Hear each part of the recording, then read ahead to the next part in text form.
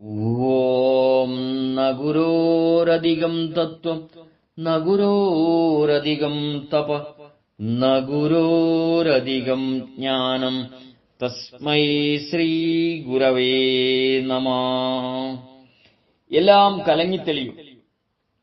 പ്രിയരെ, ശിവഗിരി സത്രത്തിൽ വിശ്രമിക്കുകയായിരുന്ന ഗുരുദേവനെ കാണുവാനായി ഒരു ദിവസം ടി കെ മാധവൻ വന്നു ചേർന്നു. ഗുരുദേവനുമായി അല്പനേരം സംഭാഷണം നടത്തിയ ശേഷം സത്രത്തിൽ നിന്നും അദ്ദേഹം ഇറങ്ങി ബോധാനന്ദ സ്വാമികളെ കാണുന്നതിനായി ശിവഗിരിയിലെത്തി. അന്ന് വൈദിക മഠത്തിലെ ഒരു മുറിയിൽ രോഗബാധിതനായി കിടക്കുകയായിരുന്നു സ്വാമികൾ. ടി കെ മാധവൻ മുറിക്കുള്ളിൽ കടന്ന് സ്വാമികളെ കണ്ടു. SNDP യോഗത്തിന് ഗുരുദേവന്റെ പേരിലുള്ള സ്വത്തുക്കളിൽ എന്തെങ്കിലും അവകാശമുണ്ടോ എന്നറിയുകയാണ് ഈ വരവിന്റെ ഉദ്ദേശമെന്ന് ടി കെ അറിയിച്ചു. സ്വാമികൾ ടി കെയോട് അക്കാര്യത്തിൽ തൃപ്പാദങ്ങളെ കണ്ട് സംഭാഷണം നടത്തിയോ എന്ന് അന്വേഷിച്ചു. തൃപ്പാദങ്ങളാണ് തന്നെ ഇങ്ങോട്ട് അയച്ചിട്ടുള്ളതെന്ന് ടി കെ അറിയിച്ചു.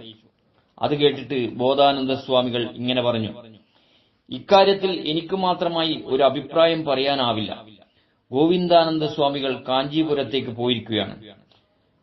സ്വാമികൾ മടങ്ങിയെത്തിയ ശേഷമേ ആലോചിച്ച് അഭിപ്രായം പറയുവാൻ തരമാവുകയുള്ളൂ. അതിനുശേഷം ടി കെ മാധവൻ വീണ്ടും സത്രത്തിൽ വന്ന് ഗുരുദേവനെ കണ്ട് സ്വാമികളുടെ അഭിപ്രായം അറിയിച്ചു. ഗുരുദേവൻ ഉടനെ വിദ്യാനന്ദ സ്വാമികളെ വിളിച്ച് ഇപ്രകാരം കൽപ്പിച്ചു: ഗോവിന്ദാനന്ദൻ ഉടനെ മടങ്ങിവരാൻ ഇപ്പോൾ തന്നെ കമ്പിയടിക്കണം. വിദ്യാനന്ദ സ്വാമികൾ പോയി കാഞ്ചീപുരം ശ്രീനാരായണ സേവാശ്രമത്തിലേക്ക് ഉടൻ തന്നെ കമ്പിയടിച്ചു.